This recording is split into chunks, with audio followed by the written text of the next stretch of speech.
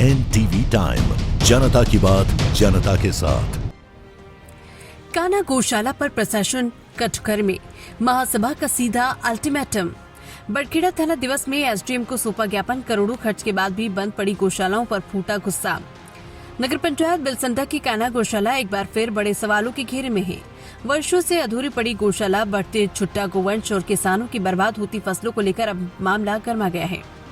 अखिल भारतीय हिंदू महासभा ने बड़खेड़ा थाना दिवस में एसडीएम बीसलपुर को ज्ञापन सौंपते हुए प्रशासन की कार्यशैली पर तीखा हमला बोला।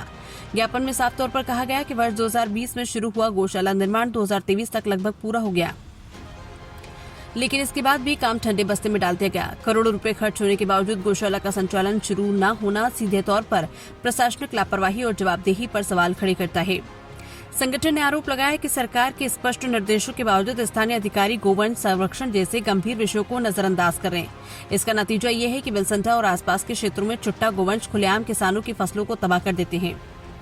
प्रदेश उपाध्यक्ष संजीव मिश्रा ने दो टूक कहा कि ये लापरवाही अब बर्दाश्त नहीं की जाएगी। यदि जल्द गौशाला शुरू नहीं हुई तो संगठन सड़कों पर उतरकर बड़ा जन आंदोलन करेगा।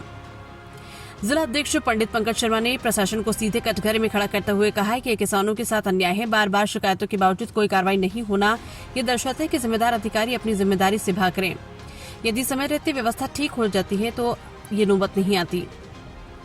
युवा जिला अध्यक्ष गौरव शर्मा ने कड़े शब्दों में कहा कि किसानों की मेहनत को इस तरह बर्बाद होते देखना बेहद चिंताजनक है। गौशाला का निर्माण होने के बाद भी उसे बंद रखना कहीं न कहीं बड़े स्तर की लापरवाही को उजागर करता है। अगर जल्दी समाधान नहीं हुआ तो ये आंदोलन जिले भर में तेज किया जाएगा। इस दौरान बीसलपुर नगर अध्यक्ष सुनील अवस्थी, बड़खेड़ा नगर अध्यक्ष गंगा प्रकाश, उपाध्यक्ष पंडित रामपाल, राजवीर पाल और राम प्रताप मिश्रा समेत कई कार्यकर्ता मौजूद रहे।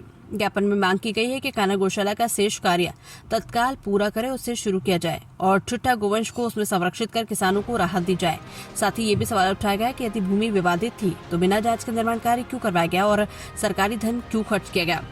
अब देखना यह है कि प्रशासन इस गंभीर मुद्दे पर कितनी तेजी से कार्रवाई करता है या फिर किसानों की परेशानी यूं ही जारी रहती है।